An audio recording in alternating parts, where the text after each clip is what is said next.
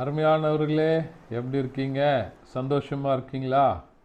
நிச்சயமாகவே நீங்கள் சந்தோஷமாக, ஆசீர்வாதமாக, மகிழ்ச்சியாக இருக்க வேண்டும் என்று சொல்லி ஆண்டவருக்குள்ளே உங்களை வாழ்த்துகின்றேன். ஆண்டவர் உங்களை ஆசீர்வதித்து வழிநடத்த உண்மையுள்ளவராய் இருக்கிறார். தொடர்ந்து இந்த காலையில் கர்த்தருடன் என்கிறதான யூடியூப் நிகழ்ச்சியை பாருங்கள், மற்றவர்களோடு கூட ஷேர் பண்ணுங்கள். இந்த சின்ன ஊழியத்தை நீங்கள் செய்யுங்க. ஆண்டவர் உங்களுக்கு அதற்கேற்ற பலனை கொடுத்து உங்களை ஆசீர்வதிக்க ஆண்டவர் வல்லமையுடையவராக இருக்கிறார். இந்த நாள்லையும் ஒரு அற்புதமான செய்தி. என்ன செய்தின்னு சொன்னால், இயேசு கிறிஸ்துவனுடைய வருகைக்கு நாம் ஆயத்தமாக வேண்டும். ஆண்டவருடைய வருகைக்கென்று நாம் ஆயத்தமாக வேண்டும். ஒருவேளை இந்த டிசம்பர் மாதம் வந்தாலே எல்லா கிறிஸ்தவர்களுடைய குடும்பங்களிலும் ஒரு சந்தோஷம் வந்துடும், ஒரு மகிழ்ச்சி வரும். என்ன கிறிஸ்மஸ் என்றால் கிறிஸ்து பிறந்த நாள், அதை கொண்டாட வேண்டும் அப்படின்னு சொல்லி இந்த கிறிஸ்மஸ்க்காக நம்ம அநேக ஆயத்தங்களை செய்வோம். இந்த ஆயத்தங்களை செய்கிற நம்முடைய வாழ்க்கையில், கொண்டாட்டத்திற்கு ஆயத்தமாக இருக்கிற நம்முடைய வாழ்க்கையில், இந்த கிறிஸ்மஸ் டேஸ் என்று சொன்னால் இதை அட்வென்ட் டேஸ் என்று சொல்லி சொல்லப்படுகிறது. இந்த வருஷத்தில் இந்த டிசம்பர் மாதம் 1ஆம் தேதியில் இருந்து இந்த அட்வென்ட் டேஸ் ஆரம்பமாகி அதற்குரிய காரியங்கள் நடைபெற்று கொண்டிருக்கிறது. அட்வென்ட் டேஸ் என்று சொன்னாலே கிறிஸ்துவின் பிறப்பை கொண்டாடுகிற நாம் கிறிஸ்துவினுடைய வருகைக்காக ஆயத்தப்பட வேண்டும். அதுதான் ரொம்ப முக்கியமான காரியங்கள்.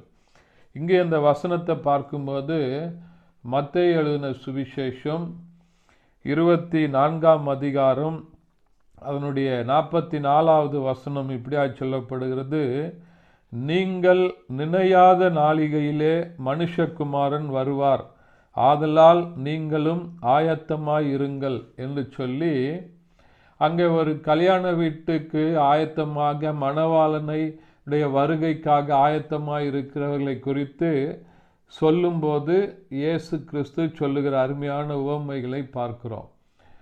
நீங்கள் இந்த கிறிஸ்மஸ் நாட்களை கொண்டாடுவதற்கு ஆயத்தமாக இருக்கிற நம்முடைய வாழ்க்கையில் ஆண்டோடைய வருகைக்காக நம்ம ஆயத்தப்பட வேண்டும். வருகைக்கு ஆயத்தப்பட வேண்டும் என்று சொன்னால் எப்பொழுதும் விழித்திருந்து ஜெபிக்கிறவர்களாக இருக்க வேண்டும். நீங்கள் நினையாத நாளிகையில் மனுஷகுமாரன் வருவார். அவர் வரும்போது அவருடைய வருகையில் நீங்களும் நானும் பங்கு பெற வேண்டும் என்று சொன்னால், அவர் வரும்போது நம்மை பரலோக ராஜ்யத்திற்கு அழைத்து செல்வதற்காக ஆண்டவருடைய 2வது வருகை இருக்கிறது. அந்த வருகைக்காக நீங்களும் நானும் ஆயத்தப்பட வேண்டும். இயேசு கிறிஸ்துவுடைய இரத்தத்தினால கழுவப்பட்டிருக்க வேண்டும். பாவ மன்னிப்பை பெற்ற அனுபவத்தோடு கூட வாழ வேண்டும்.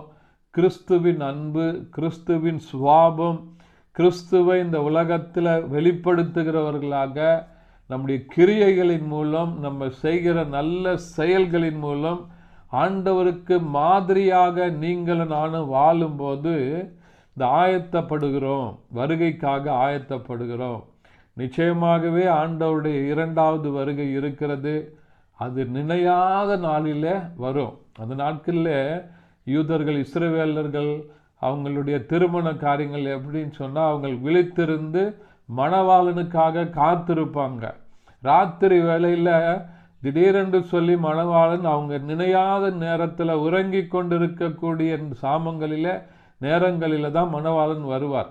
அவர் வரும்போது ஆயத்தமாக இருக்கிறவங்க போய் அவரை போய் வரவேற்பாங்க. அதே மாதிரி ஆண்டவருடைய வருகைக்காக நீங்களும் நான் ஆயத்தமாக இருப்போம் என்று சொன்னால், நம்மை அவருடைய ராஜ்யத்துக்குள்ள, தேவ சமாதானத்துக்குள்ள நம்மை வழிநடத்த ஆண்டவர் உண்மையுள்ளவராக இருக்கிறார்.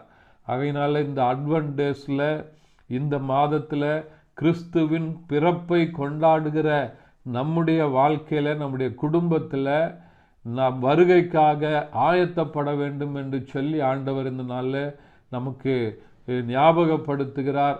ஆகினால இந்த வருகைக்கு ஆயத்தமான காரியங்களை, நம்முடைய கொண்டாட்டங்களை கிறிஸ்துவுக்குள்ள நம்ம ஆயத்தப்படுவோம். கர்த்தர் பெரிய காரியங்களை செய்வார். ஜெபிக்கலாமா? பரிசுத்த பிதாவே, உம்மை துதிக்கிறோம், உம்மை ஸ்தோத்தரிக்கிறப்பா. நினையாத நாளிகையில் மனுஷகுமாரன் வருவானுங்கிறதான வசனத்தின்படி ஆண்டவரே, நீங்கள் எப்போ வந்தாலும் நாங்கள் உம்முடைய தேவ ராஜ்யத்துக்குள்ள வருவதற்கு, பங்கு பெறுவதற்கு எங்களை ஆயத்தப்படுத்துங்க, பரிசுத்தப்படுத்துங்க, தகுதிப்படுத்துங்க. இயேசுவின் மூலம் பிதாவே, ஆமென். தேங்க்யூ. God bless you.